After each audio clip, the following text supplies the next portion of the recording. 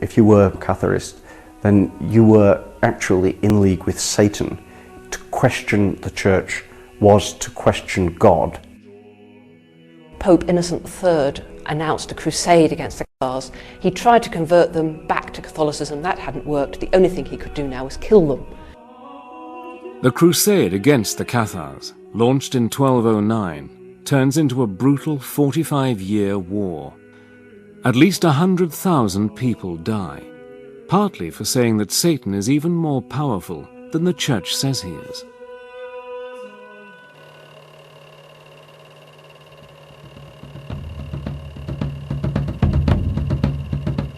The crusade against the Cathars is against fellow Christians, but for almost 2 centuries, the Crusades are mostly about fighting Islam for control of the Middle East.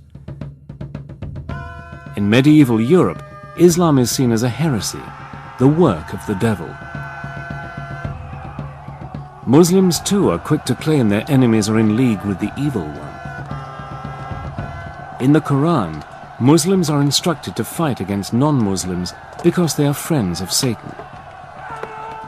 Both sides, inheriting the ancient beliefs of the Persians, see the world as divided into good and evil, justifying all the horrors of war and conquest. The Crusades leave a sinister legacy. In the middle of the campaign, Pope Gregory IX founds the Inquisition. Controlled by the Dominican Order of Friars, the Inquisition's job is to find heretics and hand them over to local princes for punishment. The Inquisition gave people plenty to be frightened of. It gave them the fires of hell to be frightened of, and it gave them, in a more immediate sense, the Inquisition itself. They had the right to arrest that person without telling them who'd accused them, or indeed what they were accused of. The accused are guilty until found innocent, and can be held for as long as the authorities want. Anyone who questions the Inquisition is immediately suspected of being in league with the devil. In the fight against Satan and the powers of evil, medieval rulers believed that, as in any war, information is vital. Up till now, the Church has not officially allowed Christians to be tortured, although torturing Jews and Muslims is acceptable. But in May 1252, Pope Innocent IV rules that Christians suspected of heresy can be tortured until they confess they are working for the devil and inform on co-conspirators. Once you've set up a debate that defines somebody as a Satanist, as a servant of Satan, then you have put them in a position where you can do what you want to them because you are justified by working for the forces of good. Generally, once somebody had been accused of heresy, there was no way they could clear themselves. No matter what they said, because they were a heretic, therefore in league with the devil, therefore anything they said was like to be a lie. But the torturers can't do whatever they please. They are supposed to follow strict guidelines. In theory, and according to Pope Innocent IV in the middle of the 13th century, torture should be limited, it should not draw blood, it should not lead to serious permanent damage to the person who's being tortured. In practice, these regulations are not always followed. But there's also something which the psychologists would refer to as a rationalization process, that it could all be very well for them to say, oh yes, we are trying to save your immortal soul, we're trying to keep you out of hell, we're trying to prevent the devil from getting you, and what they really mean is, we rather fancy your farm. All over Europe, the new powers, supposed to be used against Satan, are used by the unscrupulous to seize wealth or to do down their enemies.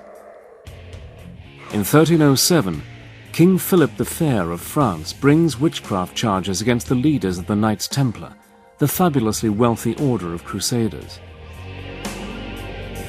Philip accuses the Templars of worshipping a pagan idol called Baphomet, a supposedly satanic figure. The Templars have been involved in the Middle East in negotiations with Muslims, And some people in Western Europe thought they had in league with the Muslims, and because the Muslims, everybody knew, in inverted commas, were involved in magic, there is therefore a hint that perhaps the Templars were involved in magic too. They were attacked and largely destroyed on Friday the 13th of October in 1307, sealed orders given by Philip le Bel to his seneschals to attack every Templar stronghold simultaneously. Ever since the purge of the Templars, Friday the 13th has been seen as an unlucky day, somehow connected with satanic forces.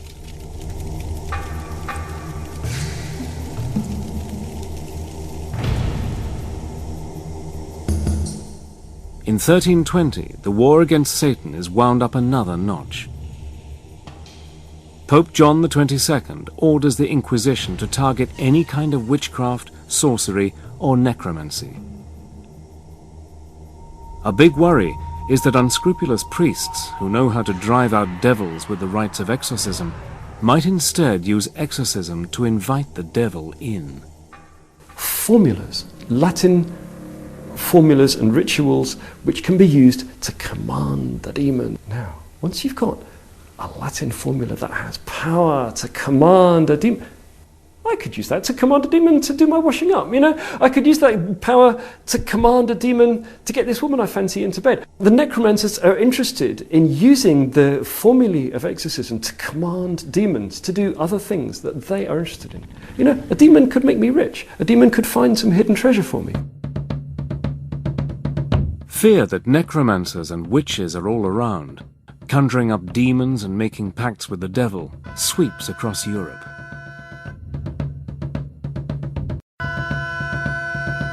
One of the first cases investigated by the Inquisition is in the Irish city of Kilkenny.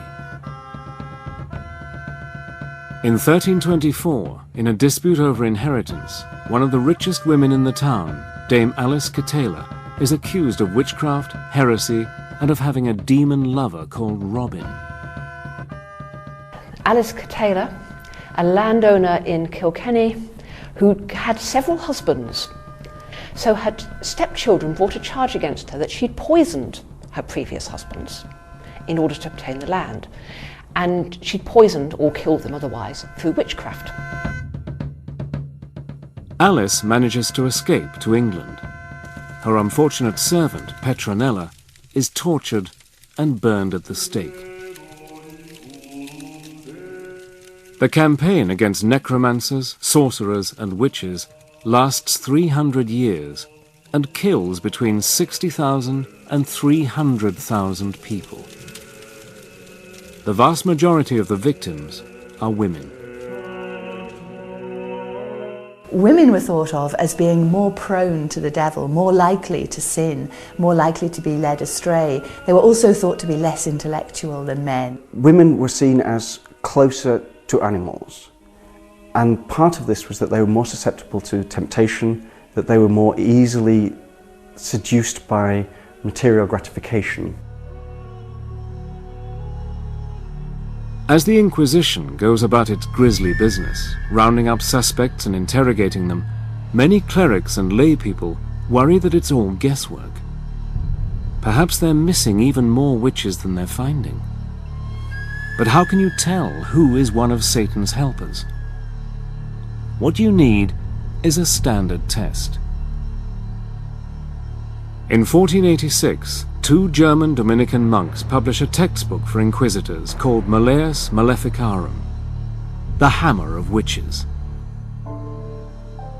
The book contains a clever catch-22. Not only is witchcraft heresy, not believing in witches is heresy as well.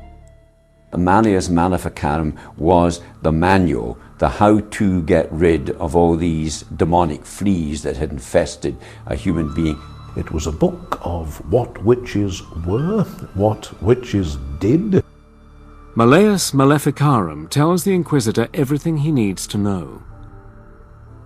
Witches have the mark of Satan on their bodies, a birthmark or a wart. They can fly by rubbing magical herbs on their skin, and they gather at Satan-worshipping ceremonies called Sabbaths. At these, they celebrate a twisted version of the Christian Mass, kissing the devil's rear end in a blasphemous act of homage.